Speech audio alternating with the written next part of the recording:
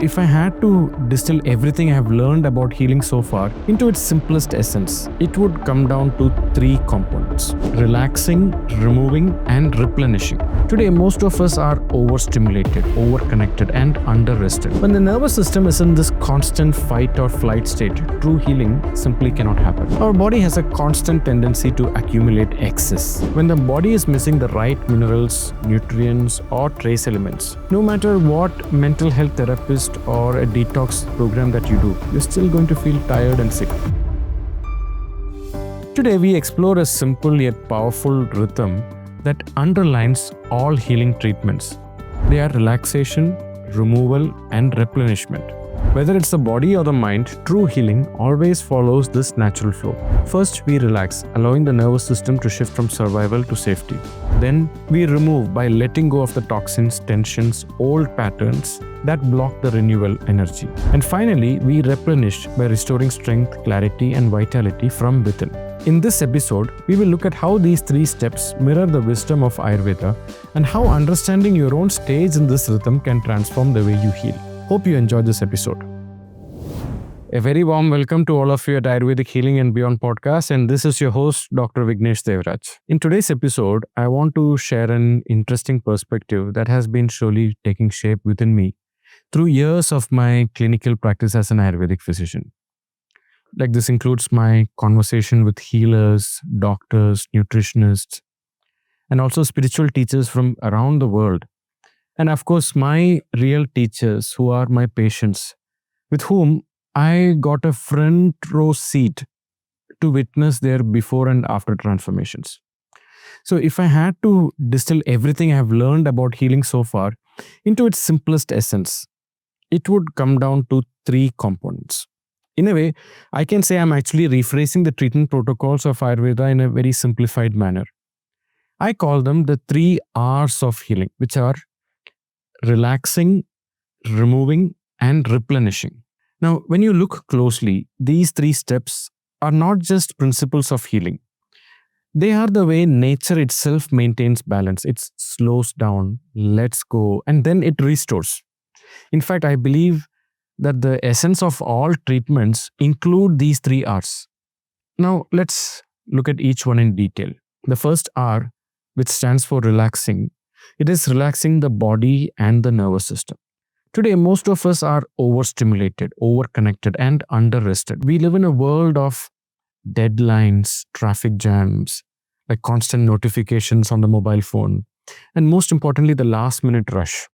And our nervous system, which is supposed to keep us alive and aware, is running on a survival mode all the time. When the nervous system is in this constant fight or flight state, true healing, it just simply cannot happen. That's why the first and most important step is to relax the body and the nervous system. Now, relaxation here doesn't just mean lying down or going on a vacation. It means helping your entire system shift from a survival to safety, or from that tightness to that ease. It's like that feeling right before an exam, the tension in your stomach, the shallow breathing, the sense of pressure. And then once you finish that exam, you relax.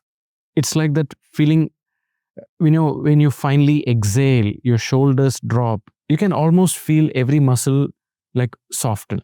Now, that's the kind of ease, like that easiness after you finish the exam and you're looking forward for that huge vacation where all that is expected of you is that cheerfulness and that playfulness. And at that time, you have that ease in the body. That's the ease that can truly heal.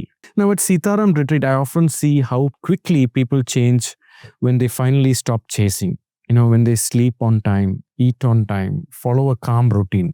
Suddenly, their digestion improves, inflammation reduces, and their mind just becomes clear.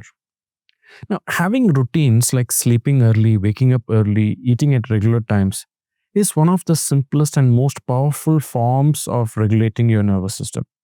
I call it pampering your soul, not through luxury, but through rhythm. Now, for an example, even if you live in the most safest part of the planet, which has the best security system, and if you don't have a proper routine, your inner body and nervous system is still going to feel insecure and unsafe. On the other hand, imagine you are living in the most chaotic and unsafe part of the world, but somehow you have a very disciplined routine where you sleep on time and wake up on time. And when we say on time, not sleeping later than 11 p.m. and morning you wake up before 7 a.m.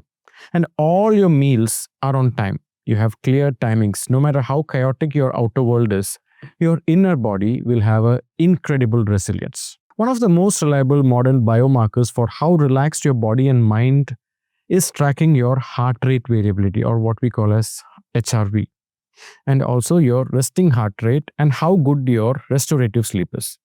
In fact, one of the core healing protocols of Ayurveda is to align your body with the natural cycles. Now, another important point that prevents your body from relaxing is pain. Now, these days, I see so many patients come in with severe body pain, tight jaws, their partners telling me they grind their teeth at night when they are asleep. Then the whole body feels stiff, neck pain, back pain, sciatica. And when they try to push themselves to work out or do some fitness workout, they often end up with cramps or muscle injuries. And over time, they even begin to hate exercising because it just feels like more pressure on an already tense system. Now, the best way I can help this is with the image of a fresh bamboo.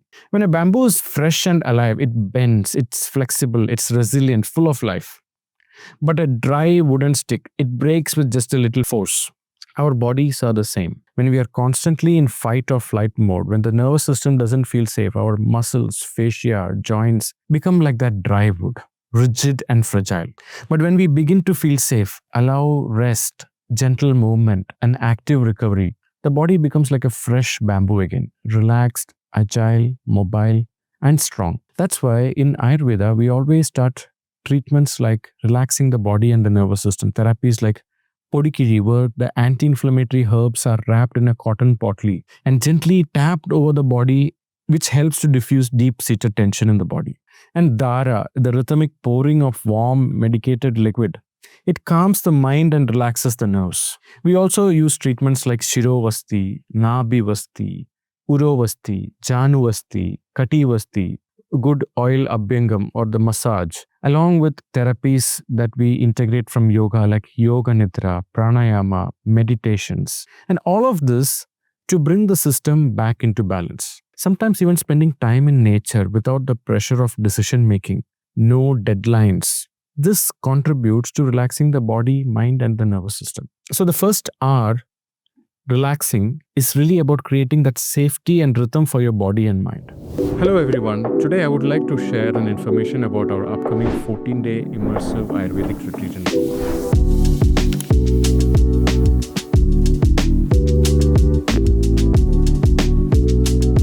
Now, this is my first interactive workshop style retreat, but I will be personally guiding each guest throughout the stay.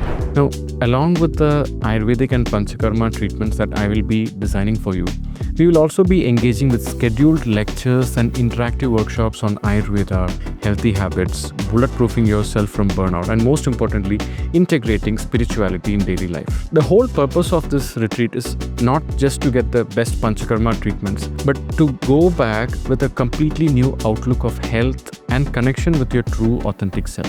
Now, the retreat is scheduled to start on 22nd December of 2025 until 5th of January 2026. It's exactly 14 days. Now, this is an exclusive retreat, which means the whole property where the retreat is going to happen is reserved only for the workshop participants.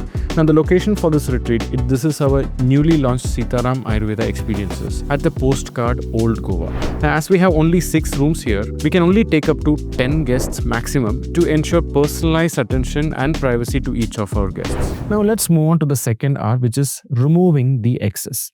Once we activate the relaxing process, we can begin the second phase, removing whatever is excess in your body and which does not serve you. In Ayurveda, this is called Shodhana or purification. Our body has a constant tendency to accumulate excess. And this excess in the body can show up physically as high levels of mucus or cholesterol or too much of belly fat, uric acid, toxins, heavy metals, or sometimes it's just emotional, like stored resentment, fear, guilt, grief, or the shame that you have not processed. Or also it is the inability to forgive and to move on. We have to understand the body is actually intelligent. It holds on to things to protect you. But when these accumulations stay too long, they block the natural flow of energy. This is when you start feeling tired, heavy, inflamed, bloated, or mentally dull. And that classic saying, tired of being tired.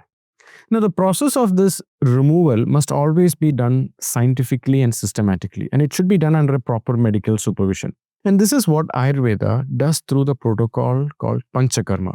It is not just a detox. Calling it a detox is a very lazy translation. It's a scientific and a precise way of helping the body letting go of its excess without creating further imbalance and giving a complete upgrade to the metabolism. So the second R, which is removing, is all about cleansing the body and mind of what's too much. It's like doing that Marie Kondo work on your body and mind. Only when the excess is gone can there be space for something new to come. Now let's move on to the third R, which is replenishing the body.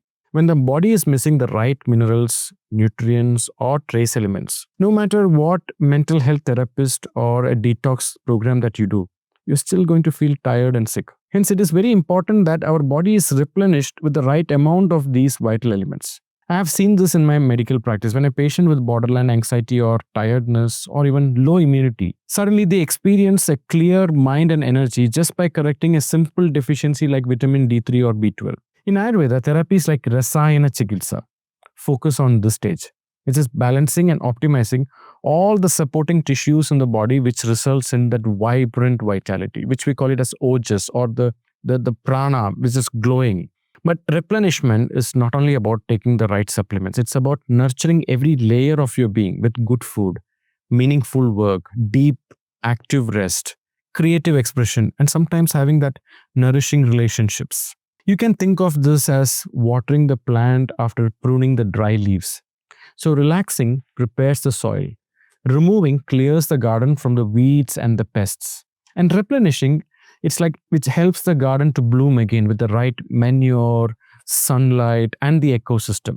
When we look at these three R's together, relaxing, removing, and replenishing, they form a complete cycle of healing. First, we begin by slowing down, allowing the body to rest and return to safety and rhythm. Then we gently clear out what no longer serves us, be it the toxins, the excess, the burdens we've been carrying mentally and physically. And finally, we rebuild and nourish ourselves with that strength, vitality, and purpose. This rhythm of rest, release, and renewal is not just limited to the body, it deeply impacts the mind as well, because our body and mind are not two separate systems. They are reflections of each other. When one is tense, the other contracts. When one relaxes, then the other begins to heal.